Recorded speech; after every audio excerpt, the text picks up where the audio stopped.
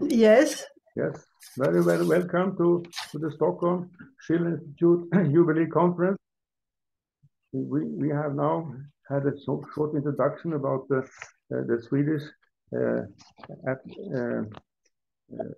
situation and especially the danger that we are connected to the new defense cooperation agreement, which is even worse than NATO. So we will have foreign troops here in Sweden if this is decided now in May this year. So this is a very dramatic situation for us and for the world, and I invite you to give the introduction in your address. Okay, well, first of all, let me greet all of you in Sweden and maybe elsewhere where you may be watching.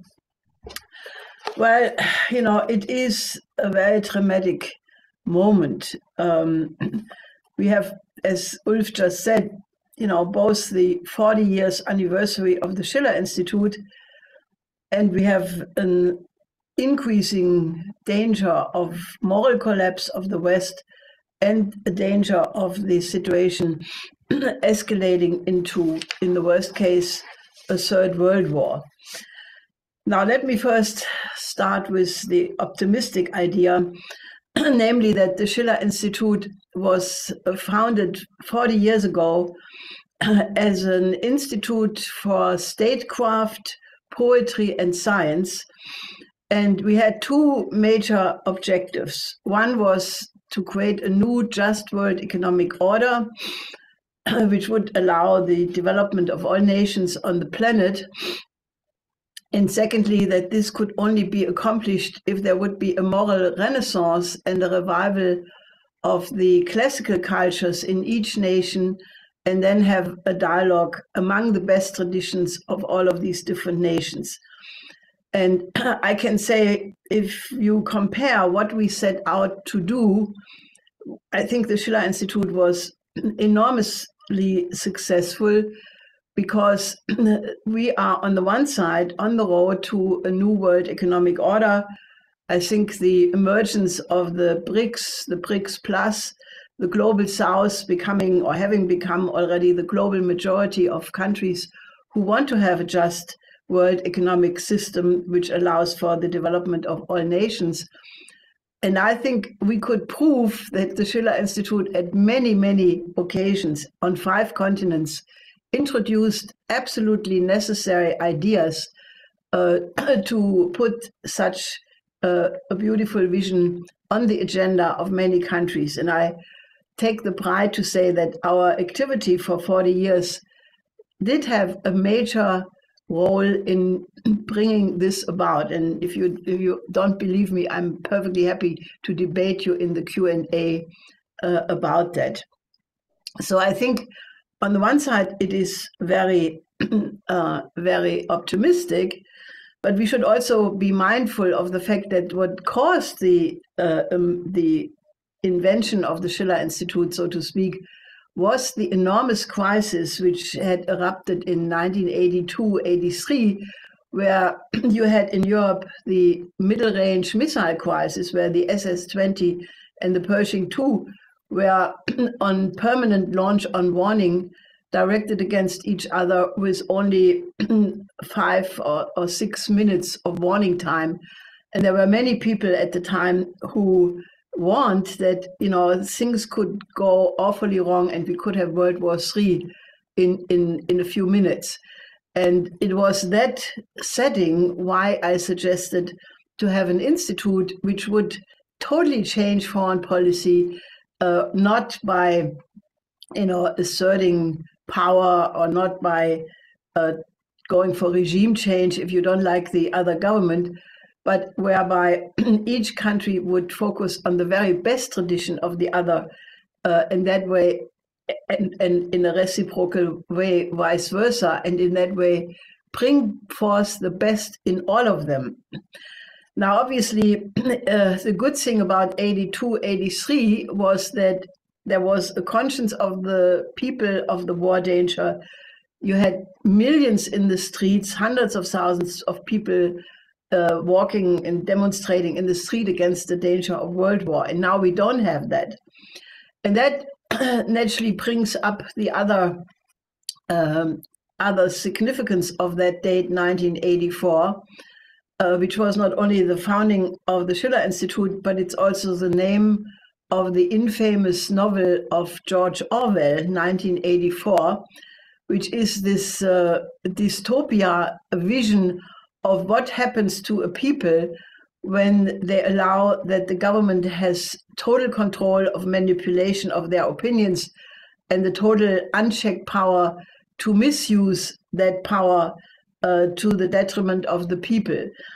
And that is unfortunately 40 years later, to a very far extent, the condition we have in the global north, in Germany for sure, where the mainstream media are unbelievably twisting and spinning every information, so that the people who are only listening to the mainstream media have a completely different world outlook than those people who actually have formed their own ability to judge from the events, because they have a inner compass, so to speak, which leads them to read, for example, media from the global south or from Russia, from China, from South Africa, and they normally come to a completely different judgment of what is going on.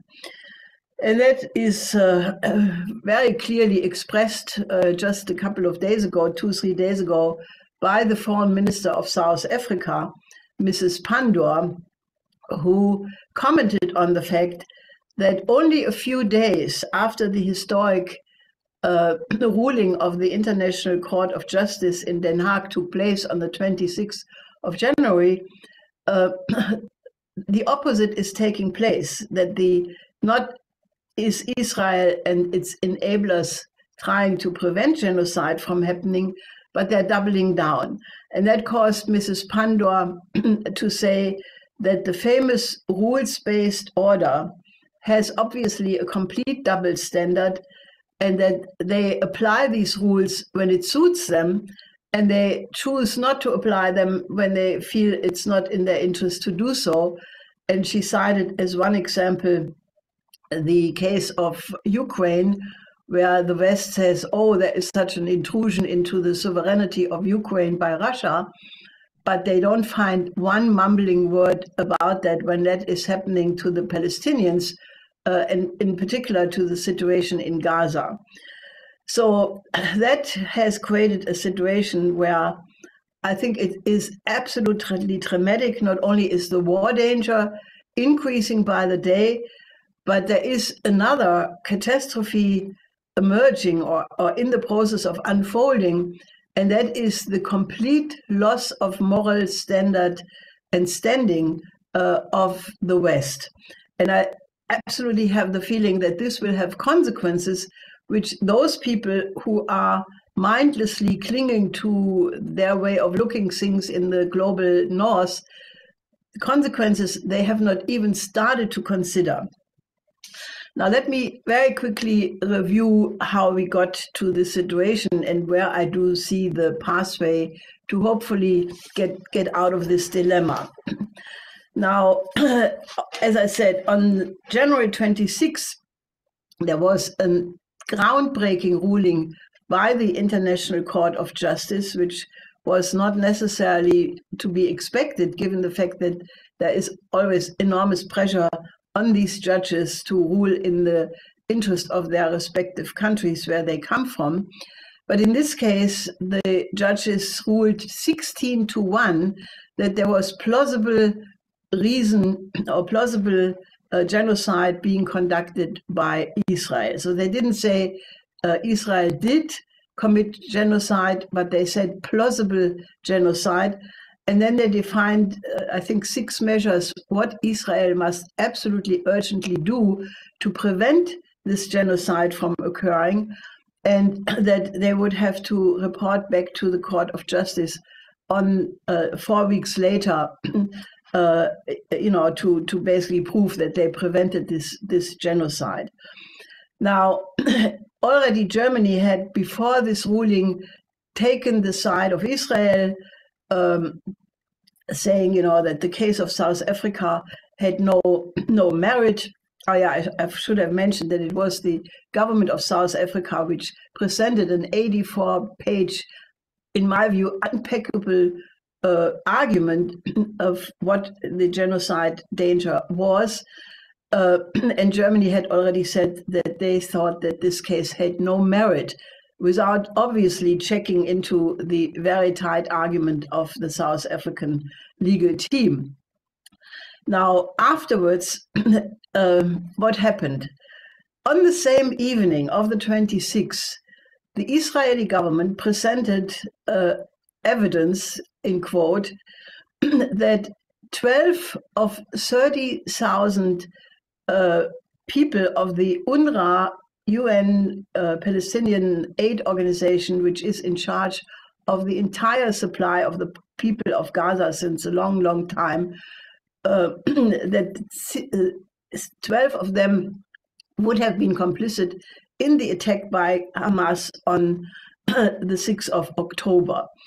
And Blinken immediately said, yes, this is very credible, even if we have not seen any confirmation. Nobody else ever saw this evidence. And supposedly these 12 UNRWA people worked with Hamas. Now, it should be clear to anybody, if you have an aid organization, they have to cooperate with the governing authorities, which in the case of Gaza have been Hamas. So even if you only want to deliver a truck or some medicine, you have to do that through your channels in the government circles, in this case, Hamas. So, as of now, unless there is some other proof, nothing spectacular is proven so far. And in any case, it is again the question of proportionality, because if you have 12 UNRWA members working with Hamas of 30,000, therefore, what happened that 18 countries cut off all financial support to UNRWA, demanding that this is not just a temporary cutoff, but it should be permanently. So, obviously, what does that mean? It means that the already battered population, where according to the World Health Organization, 100,000 people already have been killed, wounded, or are missing, and that is 4.3% of the entire population, and they have all been driven to Rafah, which is at the border with Egypt, and now 1.5 million people are in a tiny area. And now the IDF has declared that they will continue their military campaign into this small camp, so that even our unspeakable Foreign Minister Baerbock appealed to Israel not to carry on the attack there. And she has been, all the way with the US and Israel up to now. So this is an excellent escalation beyond belief. But this was not the only thing. Also, the IDF announced quite openly that they started to flood the tunnels of Hamas. And all kinds of water experts had warned before, publicly in newspapers, that if that would happen, it would ruin the groundwater, the aquifers of this region for 100 years to come. And that way, denying and poisoning the water for all the people living in Gaza.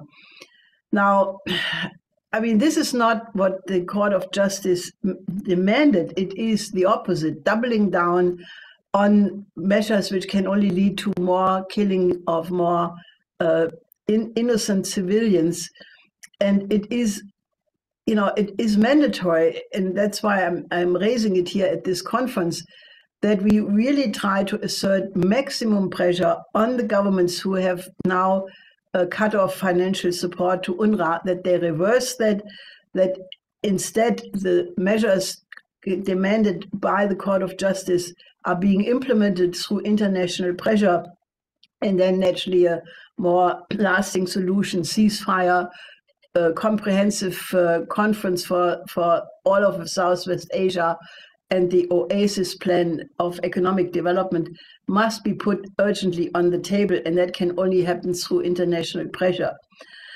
I just had to say this here because, we cannot have a conference of the Schiller Institute and not address this as the primary issue, which should be the burning issue on the mind of all people who still have a conscience. But how did we get here? Well, I don't want to go through the long history, but I have to reference it at least in broad strokes, that one must take back the history at least to 1989 to understand that neither the situation in Gaza nor the situation in Ukraine is an unprovoked story without a history, because one cannot rule out that one is conscious of the events which have certain consequences as a result. And in 1989, we had a very promising moment of history. The wall came down in Berlin. There was the chance of, changing the entire post-war order. You could have dissolved the blocs, NATO and Warsaw Pact. My late husband, Lyndon LaRouche, had a fantastic proposal with the productive triangle to integrate East and Western Europe with modern technologies. And when the wall came down, when the Soviet Union disintegrated in 1991, we extended that program to become the Eurasian Land Bridge, to have a peace order for the 21st century. Now, at that point, it would have been absolutely possible, because the Soviet Union, already before the fall of the wall, did not represent a threat to the West. That is the opinion of many absolutely competent experts from that time. And Gorbachev talked about the common European house. Others were talking about a united Eurasia from Lisbon to Vladivostok. And it would have been absolutely possible to make a new peace order with, the Eurasian Land Bridge, which was the idea to connect the European and Asian population and industry centers through development corridors, and that way bring the economic development into the landlocked areas of the Eurasian continent as a basis for peace, and then invite all other parts of the globe to participate in that. Now, as we know, this was rejected because Margaret Thatcher declared the Fourth Reich campaign against Germany, which was insane at the time. You had Bush Sr., who only lately agreed to the German unification because his advisors told him the US would lose all of Europe if they would oppose the unification, and Mitterrand, for his own reasons, opposed it. So that basically that star hour of history, as they only happen very, very rarely, was ruined. All the more because in the United States you had the neocons, while James Baker III was negotiating with Gorbachev on, peaceful unification of Germany and promising NATO not 1 inch to the east. The neocons in the background already were talking about the Wolfowitz doctrine, namely the idea that out of this so-called victory of the West would be an unipolar world created based on the Anglo-American special relationship, and Europe would be degraded to be a colony. This was actually said openly by Brzezinski at the time, which caused a uproar in France, because people were really upset about it. But then they proceeded with this unipolar world. NATO did not only not expand 1 inch to the east, but altogether 1,000 kilometers. And you in Sweden are just the 6th eastward expansion of the previous 5 ones. In addition to that, you had regime change, color revolution, interventionist wars in the Middle East, our right to protect, the Afghan war, Iraq, Syria, Libya, causing millions of people to die. And then 2014, the Maidan coup, for which Victoria Nuland openly bragged that the State Department paid $5 billion, and that was the beginning of the war against Russia, which was admitted in the meantime, by Stoltenberg, who said the war did not start in 22, it started in 2014. In this way, admitting that this was not an unprovoked war by Russia. So then part of this development was the sanction regime against Russia. Seymour Hersh thesis about who blew up Nord Stream 2. He claims it was the United States helped by Norway. And basically, then came the complete cutoff of cheap oil and gas delivery from Russia to mainly Germany, but also other European countries. And, you had the weaponization of the dollar because the US and European banks confiscated $300 billion from the Russians, $9 billion from the Afghanis, and probably other monies from others as well. Okay, so I can only make this in a very broad stroke, as I said, because of time reasons. But all of that led to a blowback, the biggest blowback you can imagine. Because the Global South, having suffered colonialism for 600 years, they watched all of that and they said, well, if the dollar is weaponized, maybe it's not such a safe thing to do trade in dollar. Maybe we should do trade in our own national currencies.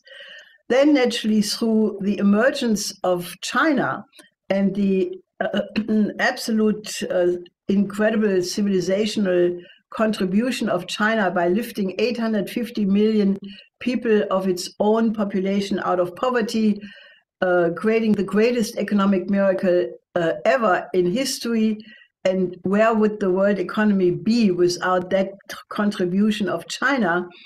Then they offered this for cooperation to the countries of the Global South, who had for the first time the option of having an alternative to the unipolar world and the neoliberal system.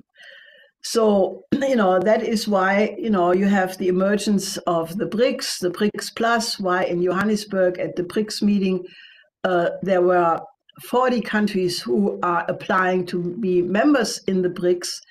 And that is why you have the hope that a new system is emerging with the Global South, creating completely different foreign relations, the 5 principles of peaceful coexistence based on the UN Charter, based on a win-win economic cooperation, whereby the countries of the Global South have for the first time the chance to overcome underdevelopment, poverty, and hunger.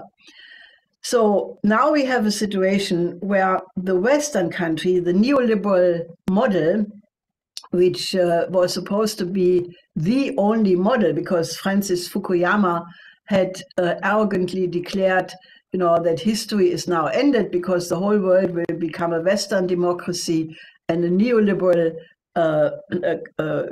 empire.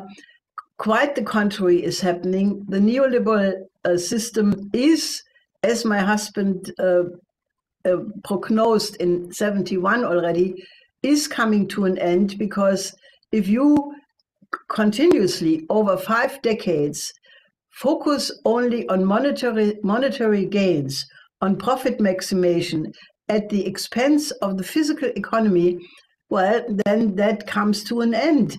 Because look at the infrastructure in the United States and Europe. Look at the state of economy. Look at the state of the population. These economies are collapsing. Infrastructure is collapsing. And you have instead, basically a financial system which sits on 2 quadrillion unpayable derivative debt, which, could blow at any moment. And it is the awareness of the failure of that system which makes the West so absolutely determined to suppress the rise of China. Even if that train has left the station, China is already the strongest economy. And, Russia is at this point the strongest nuclear power because they have more advances in nuclear technology than the West. So the idea, that there can be a victory, in quote, of the West over Russia, well, it has proven completely fraudulent. Look at what is happening. You have a complete failure of every policy of the West. Ukraine is now lost. Afghanistan was lost. It looks very much that, the very existence of Israel is in danger if this policy is continued, because, we are sitting on top of everything else on a powder keg in the whole Southwest Asia, especially after the US just attacked 84 targets in Syria and Iraq. And, if this war becomes a general war in the Middle East, it could lead to the destruction of Israel, and it could lead to World War III. So there is no way how this can be won. And therefore, if you look at the present NATO maneuver, Steadfast Defender, where 90,000 troops are rehearsing for the first time, not some country, but very concretely named Russia, and the Russian attack on a NATO country, be it Poland, be it the Baltic states. And there are all kinds of maneuvers rehearsing the coming war with Russia. Now, for several months now, the defense ministers, or in the case of Sweden, the civil defense minister Bolin, warned that there will be war with Russia, and the only thing which varies is the date. They say, in Germany, it could be in 18 months already, which is ridiculous. In Sweden, he said 2 years or 3 years. The Pistorius, the German defense minister, said at most 8 years. But this idea that you can predict now that there will be war with Russia on European territory, first of all, it's insane, because it will in all likelihood to the annihilation of the human population, because once you use nuclear weapons, the idea that you can have a limited nuclear war in Europe and other parts of the world are spared is not going to work. Just read what people like Ted Postol and others have written about the difference between nuclear war and conventional war, and you will see that the likelihood that once one nuclear weapon is used, all of them will be used, and it will be followed by a nuclear winter of 10 years in which all life on the planet will vanish. So therefore, all of this talk also to militarize all our economies, to build up for the coming confrontation, this is insanity, and we should really try everything possible to get people on a different course. Now, coming back to the 1984 novel, the problem is that a large part of the population in Germany, and I think in other countries maybe less so, because Germany is specifically targeted, there is a certain portion of the people who believe that story. They believe that Russia is the demon, Putin is the devil, Xi Jinping is a dictator of a dictatorship. They don't know anything about the global South, because the Eurocentric view normally prevents this from happening. And there is right now in Germany, when you read that you have these demonstrations where hundreds of thousands are demonstrating against the right, well, that may sound nice, but in reality, this is an example of this Orwellian manipulation. Because what happened? You had 100,000 tractors in the streets on the 8th of January by the farmers who are demonstrating for their very existence. It's not just against the cutting of the subsidies to fuel and other means. They're fighting for their existence, and they're completely determined that because they provide the food for the entire population, that they will not capitulate in this fight. And this went on for, ever since the 8th of January. But what happens 2 days later, on January 10th, there was this sudden report that supposedly there was a right-wing conspiratorial meeting in Potsdam in November where they would have plotted the remigration of the refugees. Now, first of all, from every press account, one can say these people did not say anything different than the Scholz government did, or Interior Minister Fraser, who also want to expel migrants large scale. It was even the headline of Spiegel, quoting Scholz to this effect. And then it turns out this was from a government-related group of journalists, the so-called corrective team, who had this story in the can and launched it as an operation 2 days later, after the farmers' demonstration had reached such an incredible level. And that from that time onward, they were reporting every day in the newspaper when the demonstration would take place. And indeed, hundreds of thousands followed it, being misguided, rather than demonstrating against the danger of war or the fact that, NATO command chief Rob Bauer basically also said, prepare for World War with Russia, have batteries and water bottles in your house.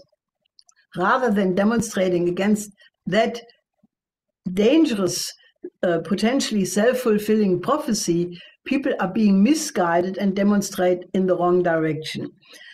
So where is the way out of this? I think there is a way out, and that way is that if you look at what is the justified demand of the countries of the global south, they do not want any longer the oppression through what you could call the military, industrial, financial complex, which has up to now totally controlled the trades of terms of trade, availability of credit, land grabbing in the global south, and so forth.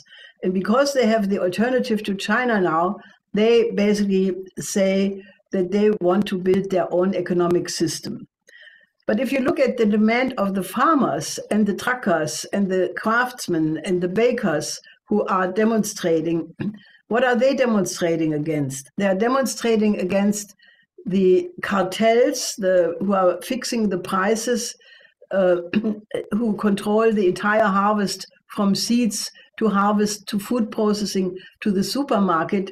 And these prices are such that the farmers cannot live off them.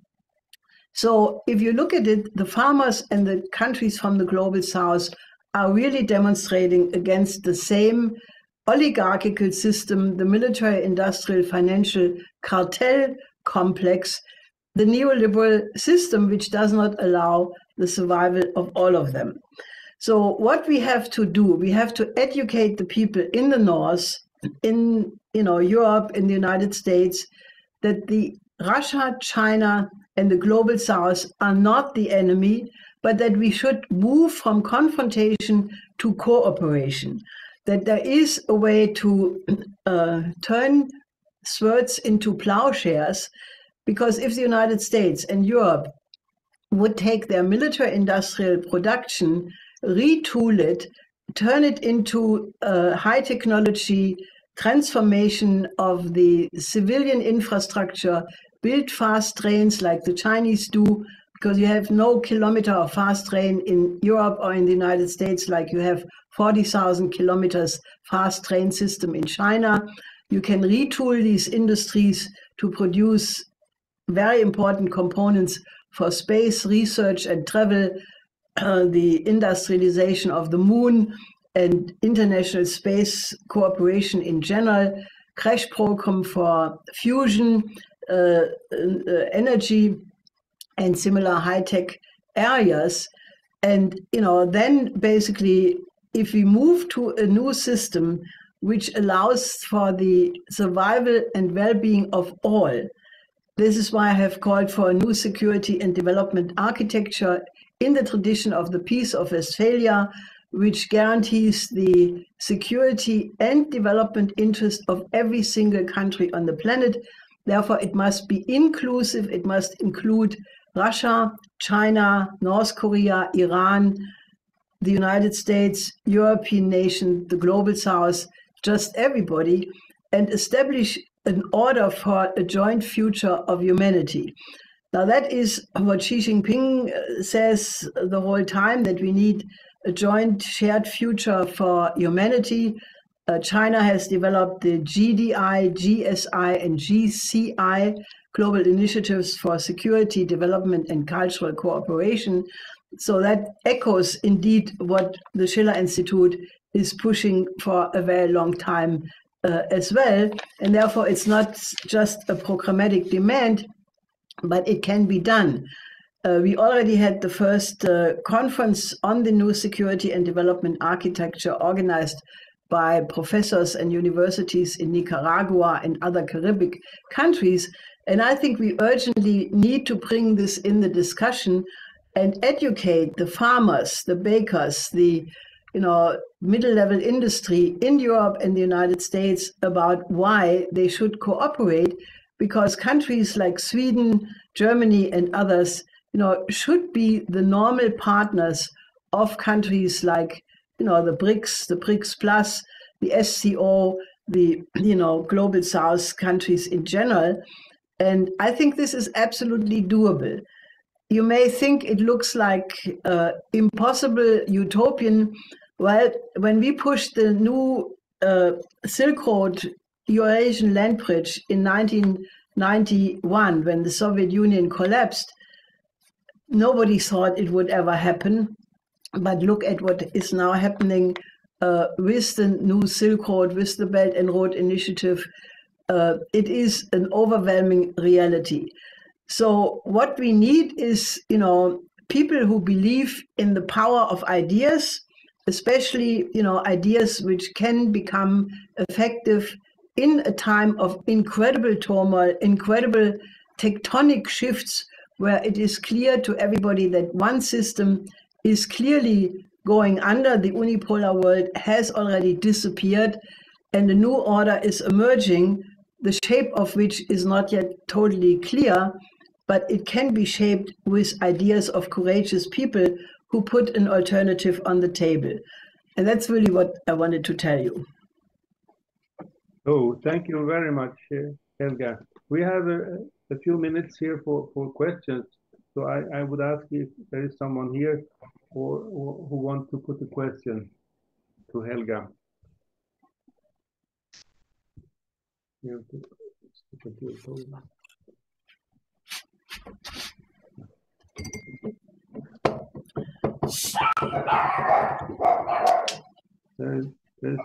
a dog who wants to say something, but anyway, I have one question.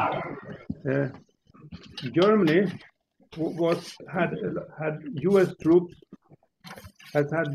for a long time on German soil. Now Sweden, as well as Denmark, Norway, and Finland, will get U.S. troops as part of this defense cooperation agreement on our territory. What is the German experience of having U.S., British, French troops on your territory? And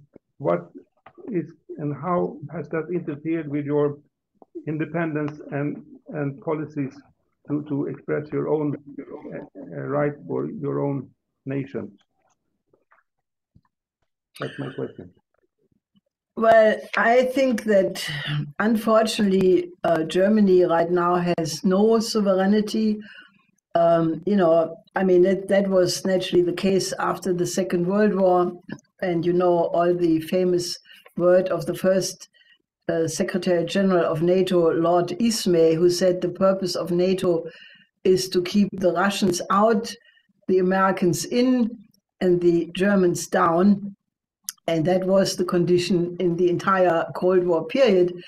That should have changed with the peaceful unification. And, it was a peaceful revolution. It was not just a change, as it was renamed later, because the people of the GDR, they demonstrated for the right for, their wish to express what they wanted to have as a country. they were betrayed because a whole variety of reasons, the murder of Herrhausen and Rohwedder, the imposed unification, the takeover of Eastern Germany by Western corporations and so forth, has left a situation where the people of East Germany are now completely disillusioned, embittered. They feel their life work has been stolen, and that sovereignty has been stolen, and therefore there is no sovereignty right now. People in the East express that very openly. They don't believe the narrative which is believed by the mainstream readers in the West. But the consequences of it is that, when you have the meeting of the Rammstein group organized by Defense Secretary Austin, he calls meetings in Rammstein, inviting 40 countries to agree on new packages of arms to Ukraine.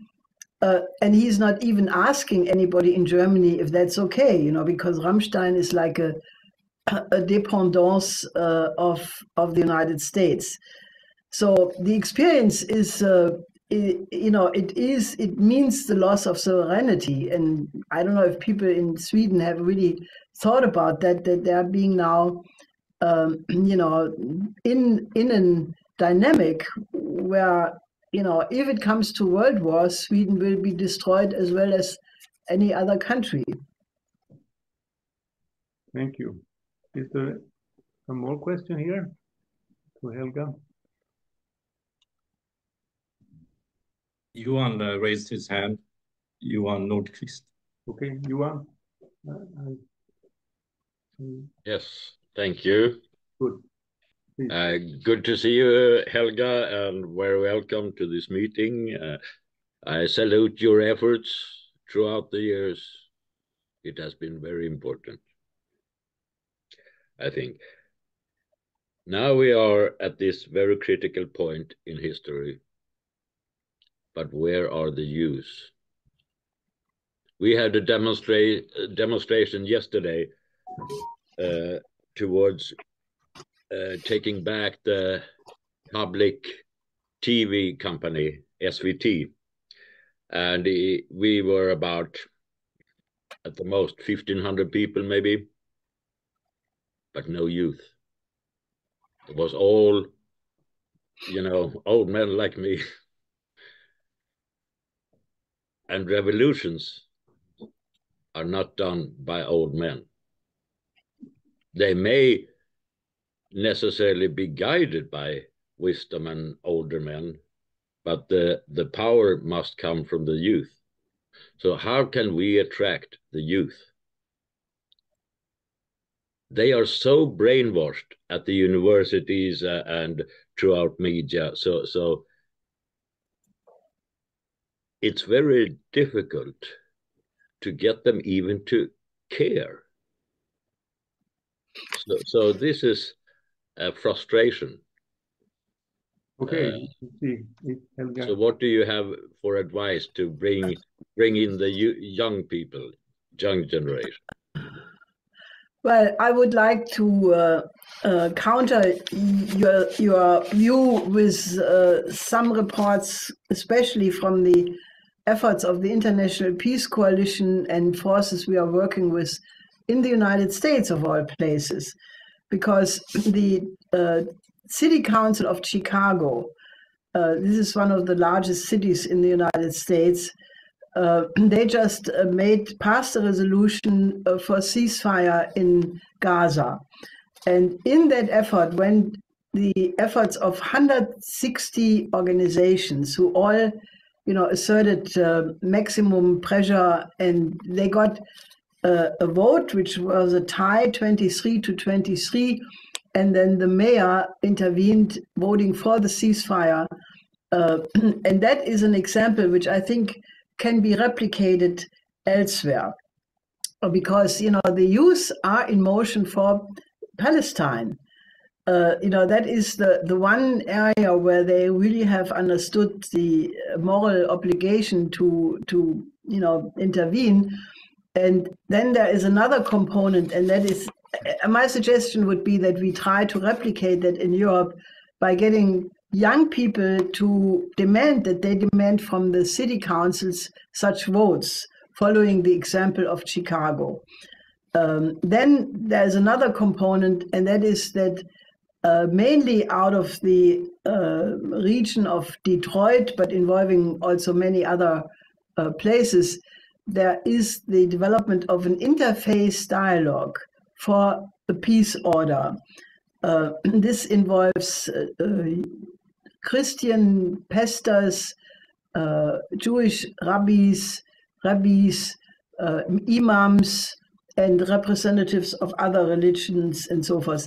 And I can only invite you to participate in our International Peace Coalition every Friday, and you will see that this is growing, because we have now people from Africa, from Asia, Latin America, and European and America. So, you know, I can only say that I have the feeling this is going to completely change the tide, because, you know, the global majority is the global majority. And while they are naturally, you know, not all powerful, and they are under attack, as we can see in the case of Argentina and Egypt, which were two of the countries of the new BRICS members, it is also clear that the BRICS are in a position to counter that, because they are now offering I always forget the name of this defense fund, which was created in 2014 along with the BRICS against speculative attacks against countries of the global south. So this is a war, you know.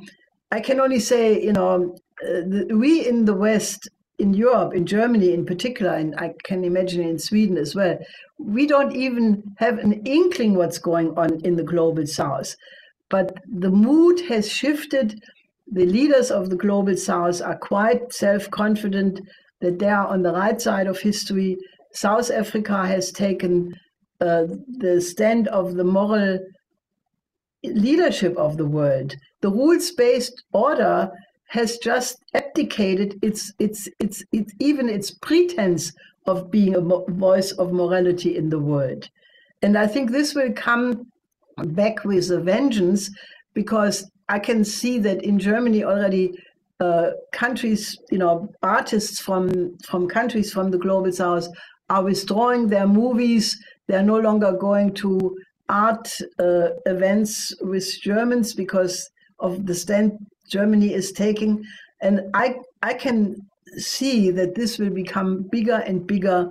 And, you know, eventually it will dawn on the people in the global north that we are not the ones who have eaten wisdom and beauty and goodness with big spoons, and, you know, the rest of the world is inferior, because that is not the perception of the global south. The global south has already concluded that they have to take the moral leadership of the future. So I think that our job is to make sure that people in the north know about that, because it completely shifts their view. Because you have right now two completely different universes. One is the universe of the global majority, and one is the Orwellian 1984 controlled effort in the West.